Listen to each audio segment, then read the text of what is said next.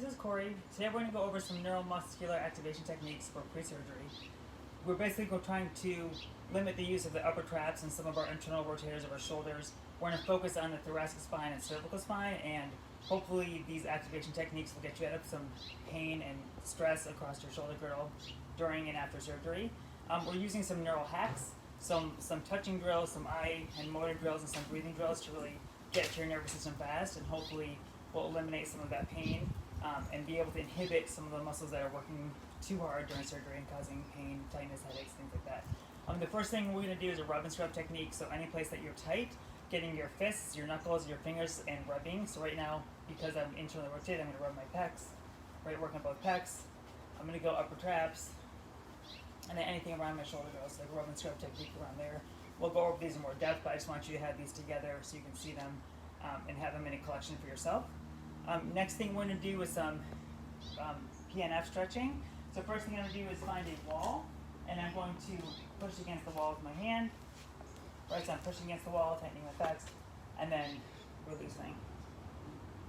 So I'm pushing against the wall for a count of like 5 through 10 seconds, and then relaxing. So doing that both sides, about 5 reps, both sides.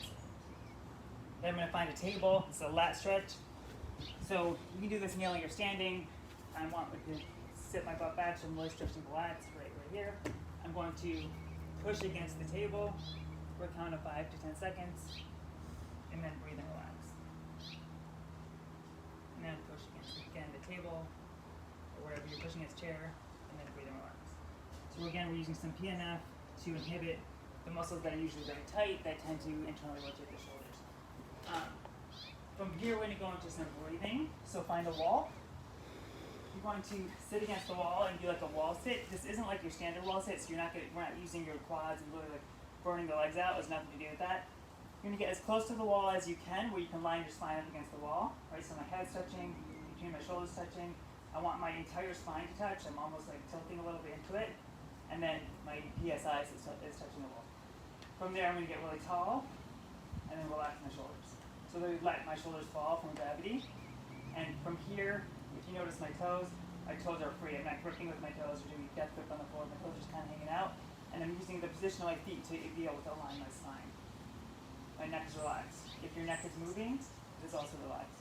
So you can't create hypertonicity in a muscle or joint that's moving. So from here, I'm going to relax. I'm going to put my hands on my belly, and I'm going to do 5 belly breaths. We're going to do box breathing. We'll do 5 seconds in, a 5-second hold, and a 5-second out. So I'm going to go 5 seconds in.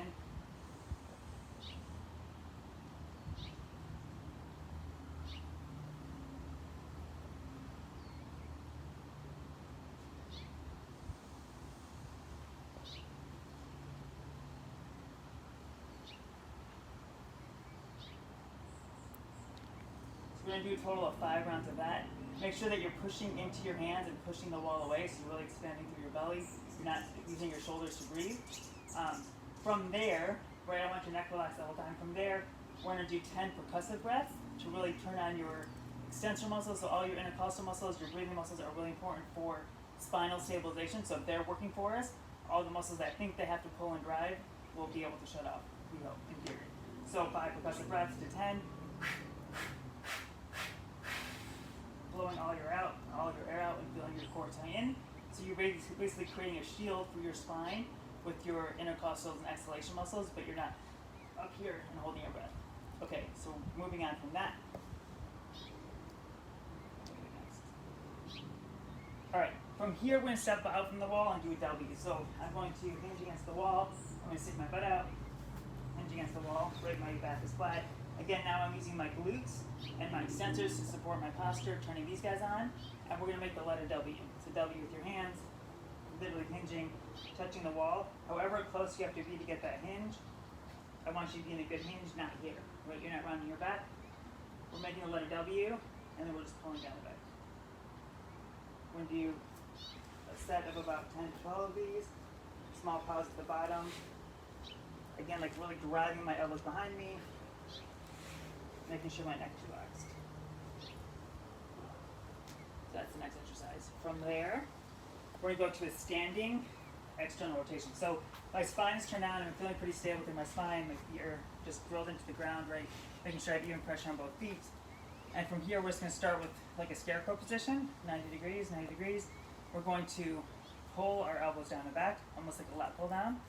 From here, we're going to look left, focus on something over there. I'm going to look right, focus on something, just pick whatever you want to focus on, and then release. And then do it again. So scarecrow position, pull your shoulders down and back, look left, look right, find your focus, and then relax. So doing this, making sure that you're breathing when you do this as well. I'm going to do this from the back so you can really maybe see my shoulder blades pulling down and back. So from here, pull your shoulders down and back, look left, look right, find something to focus on, and then come back to the center. Alright, so now we're going to do some excitation drills. So basically we want our muscles to turn on and work for us, but we also want them to turn off rapidly too. So if we have a muscle that's hypertonic in the operating room and I'm here and I'm operating, everything gets super tight and just stays on, that's going to be bad news for us down the road. We're going to compress some nerves possibly, decrease some circulation possibly. So from there, what I want to do is something where we can turn the muscles on and turn them back off. So initially what we're going to do, just lift the shoulders as high as we can, drop them. Lift the shoulders as high as we can, drop them. Lift, and then let them drop. Let them like drop out of that socket. So we're kind of feeding the mistake and then telling the body it's okay to shut that off rapidly. After that, we're going to get into the hinge position again. We're just using the letter I, so thumbs up, right arm straight, and then dropping down. So we're going to lift over our head, let them drop. Lift overhead, let them drop. Lift overhead, let them drop. When you're doing this, making sure you're driving from your low scap, your low traps. Your head is always able to move and relax.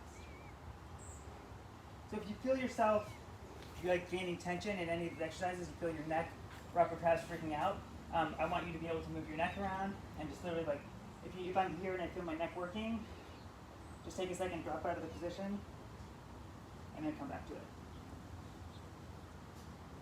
Okay, so we have our elevation and drop, and then our eyes and drop. And then from here, we're just going to put this all together. It's called a prisoner hold. So if you have a towel or something, towel works great, anything you can grab behind your back. Creating some external stimulation for the body, so now we're actually going to pull against something that's not our own body weight. It's best if you can do this kneeling. So right now, I want you kneeling, tuck your toes, kind of like rotate your pelvis so you're in line, but your ribs are in line with your ASIS. And from here, pull palms forward, pull the towel apart, let your shoulders drop, let gravity pull your shoulders out. Your neck is happy and relaxed. And from here, you're just going to lean a little bit. You'll feel your quads stretch, your abs kick in. Be able to look right and left easily. And then pulling my shoulders down and back, stretching the towel. We're going to hold this for a minute. So that's the last thing you do. We're kind of putting it all together. We're putting that spinal stability and the scapular retraction depression into, we're integrating it all together. Once you do this for a minute, shake it out, and you should be good to go. This is like my brief synopsis. We're going to go over this more on Friday. So hopefully this will be able to collect it for you so you can kind of see what the steps are, and I'll see you guys on Friday.